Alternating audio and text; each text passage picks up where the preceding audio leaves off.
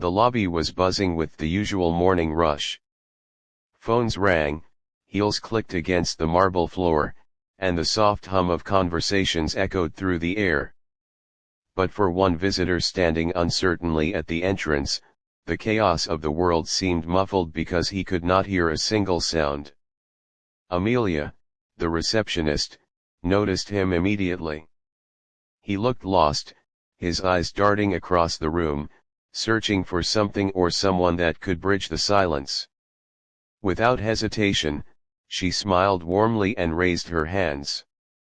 She began signing, her fingers flowing gracefully as she asked, "How can I help you?" The man's eyes widened. Relief washed over his face as he quickly signed back, thanking her. Few people ever took the time to communicate with him in his own language. In that moment, Amelia didn't realize that her simple kindness was being carefully observed from across the room, in a corner office, behind tinted glass walls. The observer was none other than Nathaniel Carter, a millionaire businessman known for his sharp instincts and colder-than-ice demeanor. To everyone in the company, Nathaniel was intimidating, a man who measured people only by their results. But today, he sat frozen in his chair, watching the scene play out. He hadn't expected to be moved.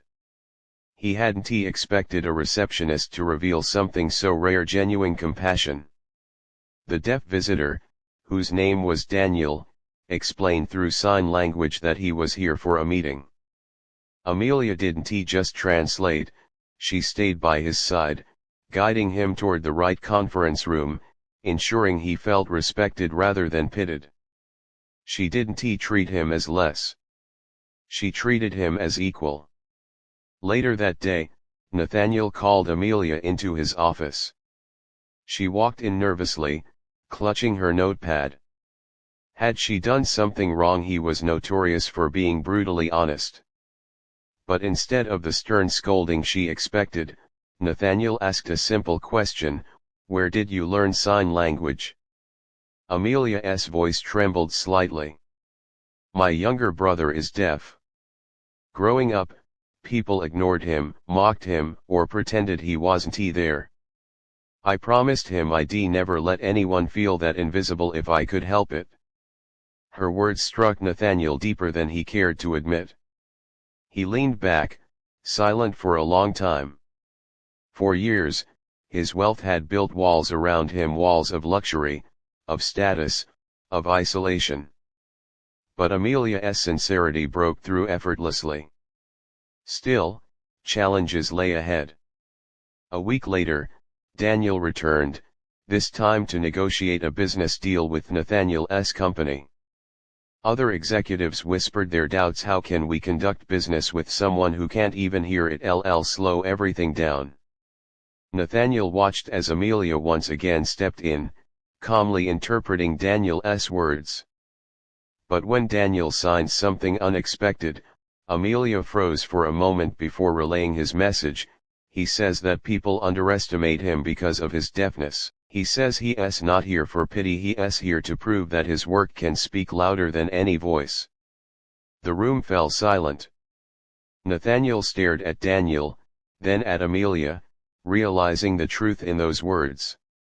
The challenge wasn't Daniel's hearing loss, it was the prejudice and impatience of the world around him. Despite resistance, Nathaniel decided to move forward with Daniel's proposal. But the backlash came swiftly. Shareholders accused him of risking profits.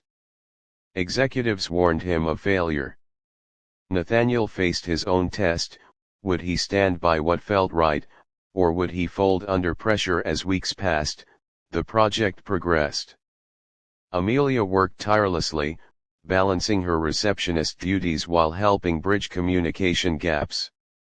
Daniel pushed himself harder than ever, determined to prove his worth. There were days of frustration when meetings dragged longer than usual, when misunderstandings caused delays, when Daniel felt the sting of subtle discrimination. Amelia was there each time, reminding him that his silence didn't mean weakness. And slowly, the tide began to turn. The project succeeded not just moderately, but spectacularly. Profits soared higher than projections, and Nathaniel's gamble became the company's triumph. Those same executives who doubted Daniel now sat in stunned admiration. But the most profound moment came during the celebration event. Nathaniel stood before his employees and, for the first time, looked less like an untouchable millionaire and more like a man deeply humbled. He gestured for Amelia and Daniel to join him on stage. Then, to everyone's astonishment, Nathaniel lifted his hands and signed clumsily, but sincerely, "Thank you." The crowd erupted in applause. Amelia's eyes welled with tears, and Daniel smiled wider than he ever had. For them, this was more than success, it was validation, respect, and the breaking of invisible barriers. From that day onward, Nathaniel implemented a company-wide program for inclusivity, including sign language training sessions, accessibility upgrades, and new hiring initiatives. Amelia was promoted, no longer just a receptionist but the leader of an entire department dedicated to diversity and employee support. The message spread far beyond the walls of the company: greatness isn't measured by titles, wealth, or even abilities. True greatness is found in compassion, in seeing others not for what they lack, but for what they can give. Nathaniel, once a man surrounded by riches but starving for meaning, finally understood. He had witnessed how a simple act, a receptionist greeting a deaf visitor in sign language, could ignite change powerful enough to transform lives. And as Amelia often told her brother, with a smile that never failed to light up her face, sometimes the smallest gestures can echo louder than words ever could.